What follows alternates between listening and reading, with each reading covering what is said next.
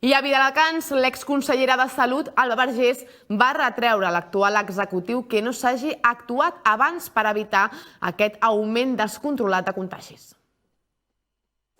El blanquejament de l'extrema dreta i les seves conseqüències, com el cas de Samuel a la Corunya, han estat un dels temes que les dues companyes d'Esquerra Republicana, Alba Vergés i Bàrbara Lligades, van tractar a l'àtrium de Viladecans. Però Salut i Covid no van trigar en ser el focus de les preguntes. Després de deixar la primera línia de la gestió sanitària amb el canvi de legislatura, Alba Vergés, actual vicepresidenta del Parlament, ha afegit que sent que s'ha tret un pes al damunt, malgrat que la situació de la pandèmia aquests darrers dies no l'ha deixat del tot tranquil·la.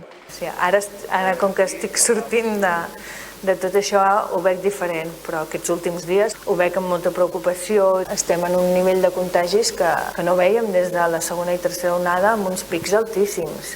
Tens aquesta inquietud, no?, perquè veus que no s'actua amb prou diligència. La portaveu d'Esquerra Republicana a Viladecans afegia que si el Departament de Salut estigués encara en mans republicanes, la gestió estaria agafant un altre color. Que si encara fossis tu la que ets al càrrec, les xarxes bullirien d'una altra manera.